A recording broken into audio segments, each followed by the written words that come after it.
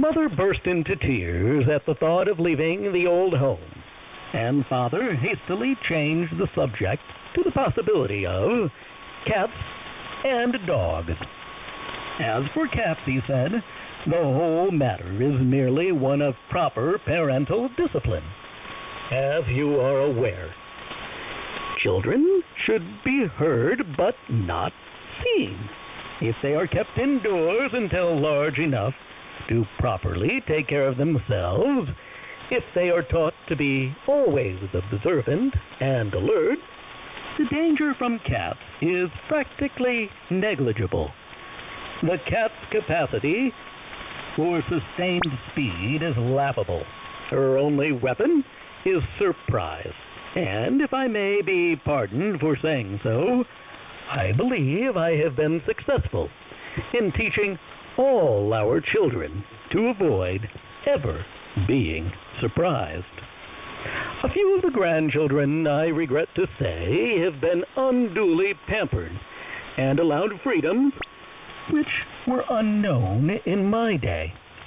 The result of such parental indulgence have been swift and usually fatal. I hope my son, he said, sternly glancing at little Georgie, I hope the lesson to be learned from the untimely feline ends of our grandchildren, Minnie and Arthur, Wilfred, Sarah, Constance, Sarepta, Hogarth, and Clarence, will not be lightly passed over by you.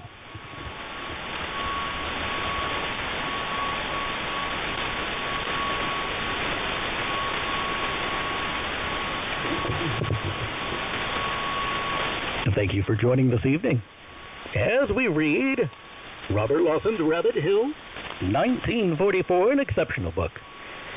We are on Chapter 2, and we welcome all suggestions that may assist us in improving the quality and legibility of our transmitted audio. Little Georgie promised that it would not. The mention of the little lost one started Mother crying again. So Father continued. He always continued until something stopped him. Insofar as I am concerned, dogs might well prove a very welcome addition to our community. Those country louts belonging to the fat man at the crossroads are scarcely worthy of a gentleman's attention. I would really relish an occasional chance for a chase with a couple of highly bred hounds. Why, down in the bluegrass country where I was reared... Yes, I know, Mother broke in. I know about the bluegrass country. But there's Porky. He's one of your closest friends. Porky is a problem, Father admitted. His foolish choice of a home site right up there in the very shadow of the big house was most unwise, as I have pointed out to him. Of course, with the former tenants, it didn't matter. He could have lived in their parlor for all they cared, but with the advent of dogs, his present location would be dangerous in the extreme. Should the personnel of the incoming menage include dogs, I shall have to take up the matter with him again and be very firm. But whether Mother was having a good worry and refused to be distracted. There's the spring house cleaning, she fretted. I'd been planning to get at that this week. But what with all the goings-on, folks running in and out, there just doesn't seem to be a chance. And there's Uncle Arnaldus, him living way up Danbury Way. And Mildred married and left him all alone. And him getting old, and what a state his burrow is in. By now I can't imagine.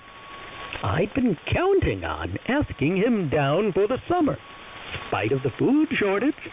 But now, with new folks coming and Dogs, maybe, and traps and snares and spring guns, or maybe poison. I just don't know. I just don't know. As a matter of fact, said Father, I can think of no more propitious a time for your Uncle Inaldus's visit, for several reasons. Item 1. He is, as you point out, extremely lonely since Mildred's departure. Hence, a change of surroundings will doubtless prove highly beneficial.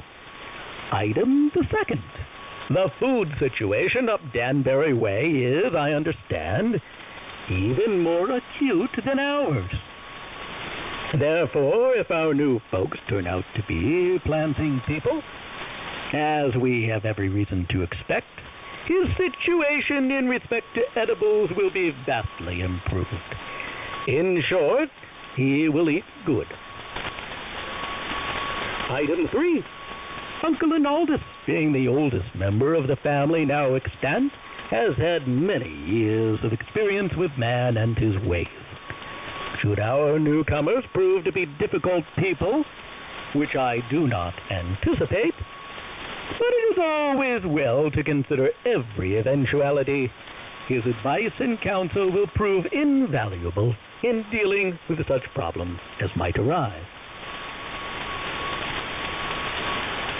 In fact, Mother Rabbit should probably check with Connecticut Yankee in order to determine whether or not the food situation is indeed more acute up Danbury Way.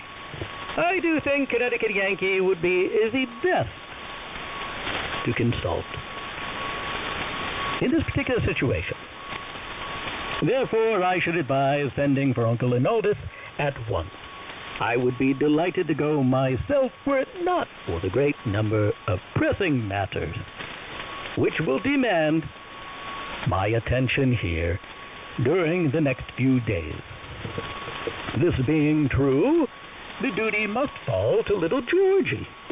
Little Georgie's heart leaped with excitement at the prospect, but he managed to lie quietly while Mother did a fresh bit of worrying and Father allayed her fears, as much as is possible, that is.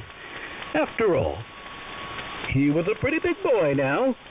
He could run almost as fast as Father, and he knew most of the tricks. For the past few months, he had done all the marketing at the Fat Man's at the Crossroads, had easily avoided the dogs, and crossed the Black Road safely twice each day. He knew the way to Uncle Inaldus's. They had all gone up for Mildred's wedding last fall. Why shouldn't he go?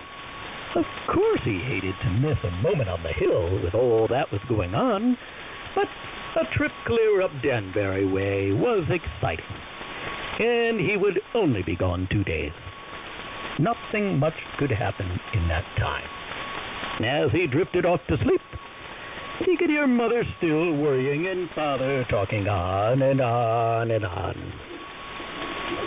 This is 77 Lima, Juliet, Sierra, and we are reading Robert Lawson's wonderful 1944 Rabbit Hill.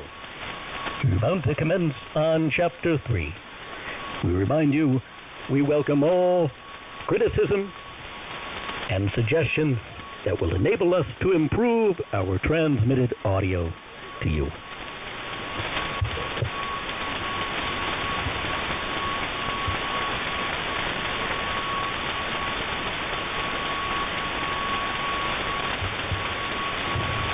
It was very barely daylight when little Georgie started his journey. In spite of her worrying, Mother had managed to put up a small but nourishing lunch.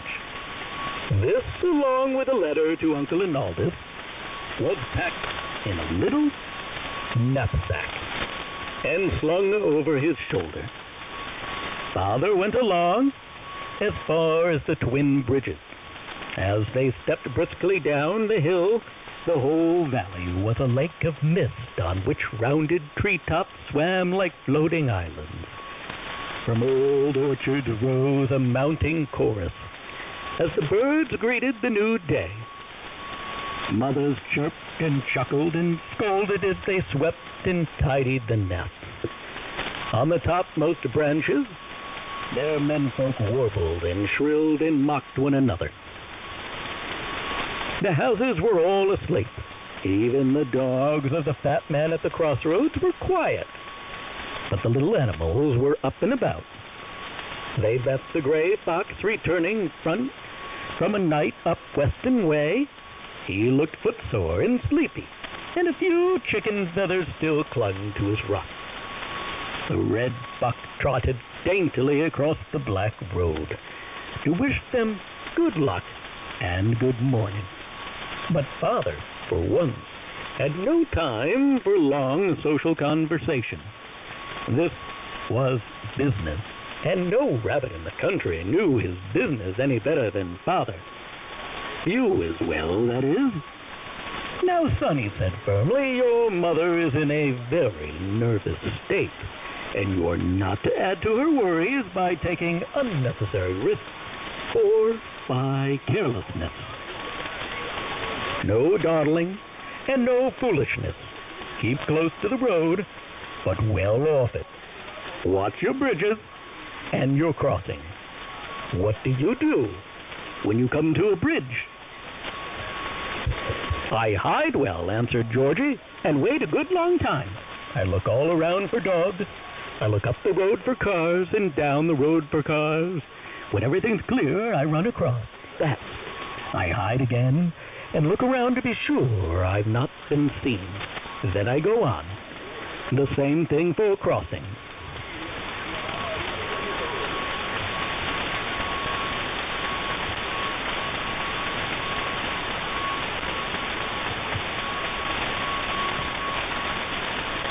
Good, said father. Now recite your dog. Little Georgie closed his eyes and dutifully recited, That man at the crossroads, 2 mongrels. Good Hill Road, Dalmatian.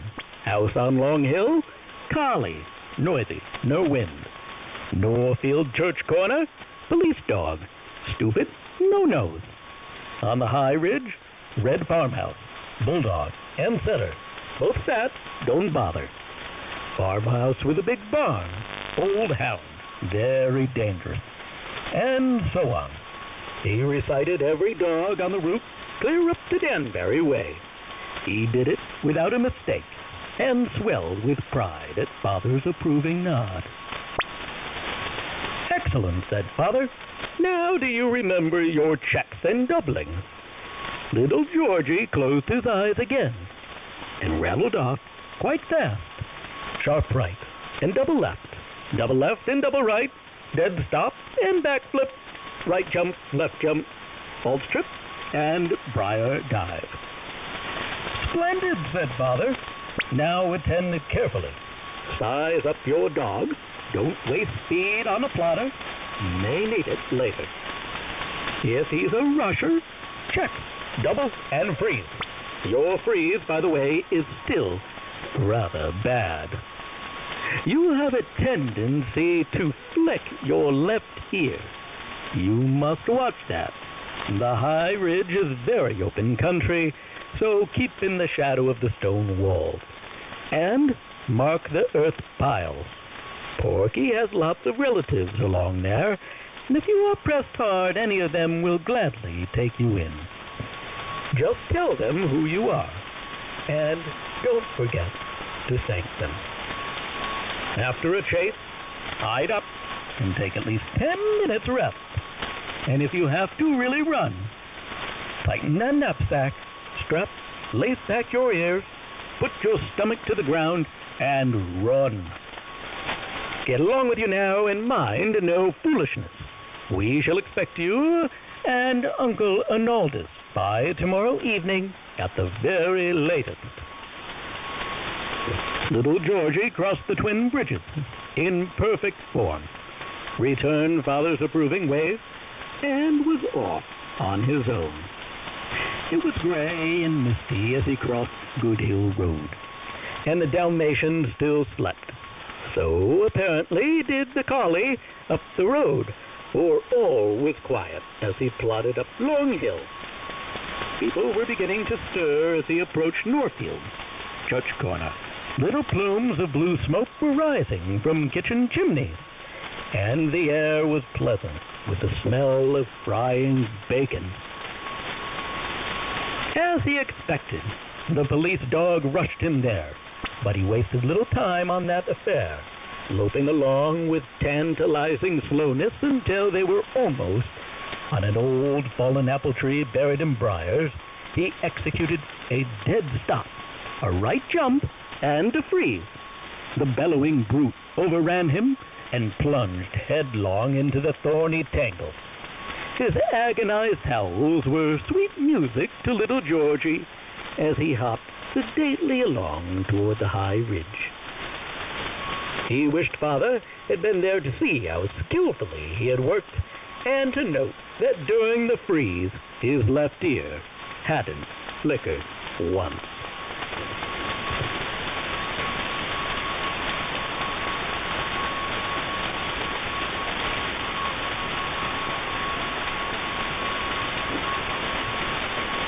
The sun was well up when he emerged on the high ridge. On the porch of the red farmhouse, the fat bulldog and the setter slept soundly, soaking up its warmth. On any other occasion, little Georgie would have been tempted to wake them to enjoy their silly efforts at running. But mindful of Father's instructions, he kept dutifully on his way. The high ridge was a long and open strip of country very uninteresting to little Georgie. The view over miles and miles of rolling woods and meadows was very beautiful, but he didn't care especially about views. The brilliant blue sky and the bright little cream-puffed clouds were beautiful too. They made him feel good. So did the warm sun. But frankly, he was becoming slightly bored. So to ease his boredom, he began to make a little song. The words had been rattling around in his head for some days now, and the music was there too. But he couldn't quite get them straight and fitted together. So he hummed and he sang and he whistled. He tried the words this way and that way. He stopped and started and changed the notes around, and finally he got the first line so that it suited him.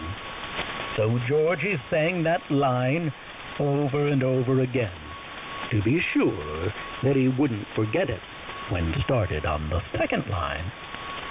It must have been this preoccupation with his song that made little Georgie careless and almost led to his undoing. He scarcely noticed that he had passed the house with the big barn, and he was just starting to sing his first line for the 47th time when there came the roaring rush of the old hound right on his heels, so close that he could feel its hot breath. Instinctively, little Georgie made several wild springs that carried him temporarily out of harm's way. He paused a fraction of a second to tighten the knapsack strap and then set off at a good, steady pace. Don't waste speed on a plotter was Father's rule. He tried a few checks and doubles and circlings, although he knew they were pretty useless. The great fields were too bare, and the old hound knew all the tricks. No matter how he turned and dodged, the hound was always there, coming along at his heavy gallop. He looked for woodchuck burrows, but there were none in sight. Well, I guess I'll have to run, said little Georgie.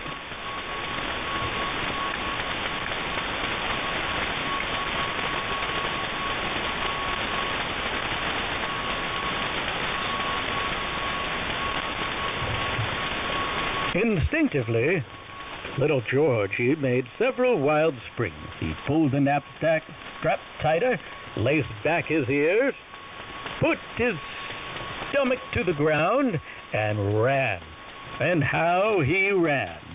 The warm sun had loosened his muscles. The air was invigorating. Little Georgie's leaps grew longer and longer. Never had he felt so young and strong. His legs were like coiled springs of steel that released themselves of their own accord. He was hardly conscious of any effort, only of his hind feet pounding the ground, and each time they hit, those wonderful springs released and shot him through the air. He sailed over fences and stone walls as though they were mole runs. Why, this was almost like flying. Now he understood what Zip the Swallow had been driving at when he tried to describe what it was like. He glanced back at the old hound far behind now, but still coming along at his plodding gallop. He was old and must be tired, while he, little Georgie, felt stronger and more vigorous at every leap. Why didn't the old fool give up and go home? And then, as he shot over the brow of a slight rise, he suddenly knew. He had forgotten Dead Man's Brook. There it lay before him, broad and deep, curving out in a great silvery loop. He, the son of Father, gentleman hunter from the bluegrass, had been driven into a trap that even Porky should have been able to avoid. Whether he turned to right or left, the loop of the creek hemmed him in, and the old hound could easily cut him off. There was nothing for it but to jump. This sickening realization had not reduced his speed. Now he redoubled it. The slope helped, and his soaring leaps became prodigious. The wind whistled through his lace-back ears. Still he kept his head, as Father would have wished him to. He picked up a spot where the bank was high and firm. He spaced his jumps so they would come out exactly right. The takeoff was perfect. He put every ounce of leg muscle into that final kick and sailed out into space. Below him, he could see the cream-puffed clouds mirrored in the dark water. He could see the pebbles on the bottom and the silver flash of frightened minnows dashing away from his flying shadow. Then, with a breath-taking thump, he landed, turned 7 somersaults, and came up sitting in a clump of soft, lush grass. He froze, motionless except for heaving sides, and watched the old hound come thundering down the slope, slide to a stop, and after eyeing the water disgustedly, take his way slowly homeward, his dripping tongue almost dragging the ground. Little Georgie did not need to remember Father's rule for 10-minute rest after a good run. He was blown, and he knew it. But he did remember his lunch. So he unstrapped the little knapsack and combined lunch and rest. He had been really scared for a moment, but as his wind came back and his lunch went down, his spirits came up. Father would be angry, and rightly, for he had made 2 very stupid mistakes. He had let himself be surprised, and he had run right into a dangerous trap. But that leap! Never in the history of the county had any rabbit jumped Dead Man's Brook. Not even Father. He marked the exact spot and calculated the width of the stream there. At least 18 feet. And with his rising spirits, the words and the notes of his song suddenly tumbled into place. New folks coming on my, new folks coming on my. There weren't many words, and, well, there weren't many notes. And the notes just went up a little and down a little and ended where they began. Lots of people might have thought it monotonous, but it suited little Georgie completely. He sang it loud and he sang it soft. He sang it as a paean of triumph, a saga of perils met and overcome. He sang it over and over again. Red-bellied robin, flying northward, paused in a sapling and called down, "Hi, little Georgie, what are you doing way up here?" "Going to fetch Uncle Arnoldus." "Have you been by the hill?" "Just left there," Robin answered. "Everybody's excited. Seems there's new folks coming." "Yes, I know," cried little Georgie eagerly. "I've just made a song about it. Wouldn't you like to hear it? It goes like—" "No, thanks," called Robin, getting along now, and he flew on. Not in the least discouraged, little Georgie sang his song a few times more while he strapped on his knapsack and took up his journey. It was a good song to walk to, so he sang it as he tramped the rest of the high road. As he went down the windy hill and circled around Georgetown, he was still singing it in the late afternoon when he got clear up Danbury Way.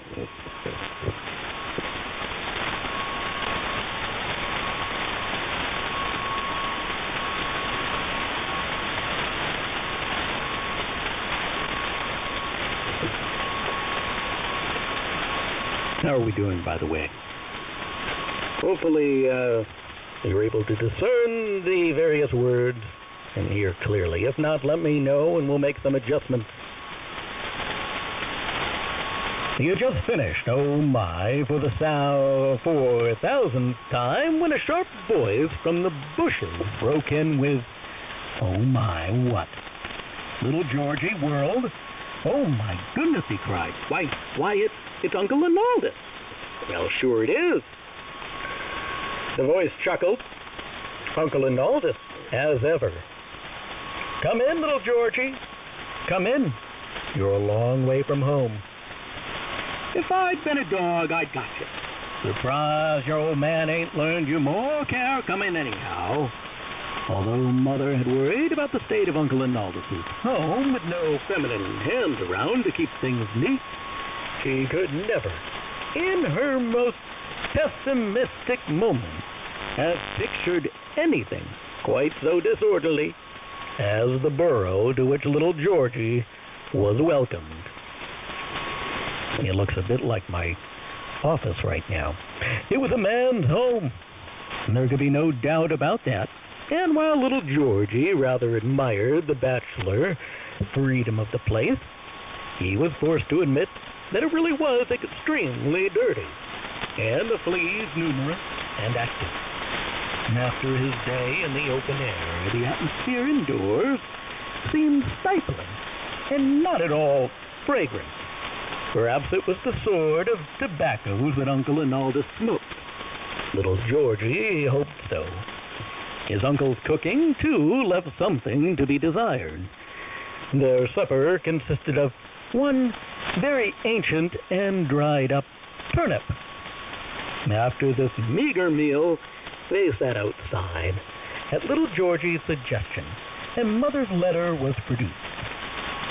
"Suppose you read it to me, Georgie," said Uncle Arnoldus. "Seemed to have mislaid them ding-blasted spectacles." Little Georgie knew that he hadn't mislaid them. In fact, that he didn't own any. He'd just never learned to read. But this formality always had to be gone through with, so he dutifully read. "Dear Uncle Arnoldus, I hope this finds you well, but I know you are lonesome with Mildred married and gone away and all, and we are hoping you will spend the summer with us. And we have new folks coming, and we hope they are planting folks. And if they are, we will all eat good, but they may have dogs or poison or traps and spring guns, and maybe you shouldn't risk your life, although you haven't much of it left. But we will be looking forward to seeing you anyway. Your loving niece, Molly." There was a postscript which read, "P.S. Please don't let little Georgie get his feet wet. But Georgie didn't read that out loud. The idea, he, little Georgie, who had jumped Dead Man's Brook, little Georgie the Leaper, getting his feet wet. Come on. Well, now, cried Uncle Arnoldus. Well, now, that's a real nice letter. Real nice. Don't know but what I will.